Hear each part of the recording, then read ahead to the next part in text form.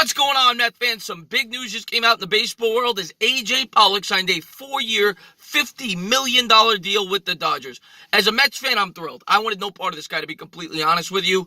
And I know he's a talented player. He's a one-time All-Star, but he's only played a full season once in his entire career. The guy's 31 years old. So I want to know part of this guy. This guy is a bust waiting to happen. Now, I could be wrong. He could stay healthy.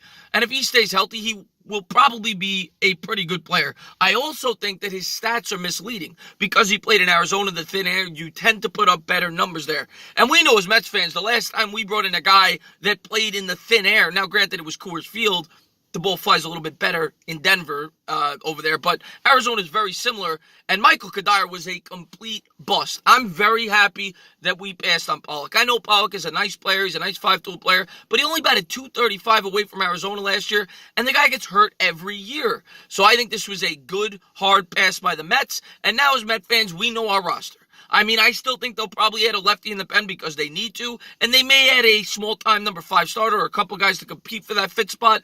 But we know our top 4 in the rotation. Of course, you got DeGrom, you got Syndergaard, you got Wheeler, and you got Matz. And as they go, the team's going to go. And the bullpen got solidified there. We got Familia in 8th, and, of course, Diaz, who's arguably the best closer in baseball, to pitch the 9th. So I like the moves this team has made. Of course, the infield now, you're going to either have Alonso or Frazier at first, depending on how Alonso plays in spring training. They're going to mix and match as far as the infield goes. You could play Cano at second. You could play Jed Lowry at second. Rosario's going to be the shortstop. Frazier could play some third. Frazier could play some first. They have a lot of options there on the infield. Love the catcher they brought in Ramos. And then in the outfield, you're going to have mixing and matching again. Lagares is not going to play every day in center field. You're going to see Nimmo there a little bit. You're going to see Conforto there a little bit. Of course, we hope and pray that Cespedes at some point will come back this year.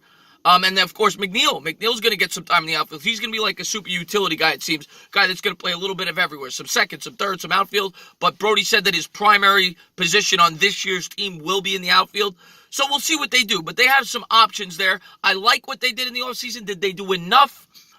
That, I can't speak on them yet because we have to see what the Phillies do. The Phillies, of course, are rumored to be in on the big fish, which we know as Met fans, we're not going to get those guys. We're not going to get Machado. We're not going to get Harper. And if the Phillies were to get one of those guys, I got to say the Phillies are probably favored over the Mets. And Atlanta still has a pretty good team. And the Nationals, of course, are rumored to potentially be in the running for bringing back Harper. So we have to see where these big guys fall.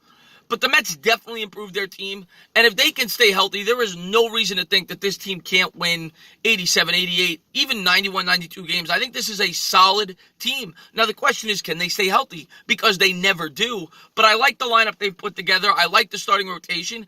And with that starting rotation, if they could get healthy, it could be similar to 2015 if they could get in the playoffs. I like what Brody's done for this team. He's brought some attitude. I love Cano. I know he's older, but for the next 2 or 3 years, I think he's going to be a nice stick for this team. And if they could get Cespedes back healthy and maybe make one big midseason acquisition, there's no reason to think that the Mets can't compete for the playoffs. So I just wanted to report on that. I'm going to start getting a little Met content up as the baseball season gets into the fold. Of course, I will continue my Giants coverage all year round, and I'll have some Knicks coverage up very soon as well. But I just wanted to report on that. If you liked what you watched, please subscribe, drop a comment, maybe give me a little thumbs up. Tell me your thoughts on this. Tell me your thoughts on the Mets roster going forward, and whether or not you thought it was a good idea to pass on AJ Pollock. Cheers.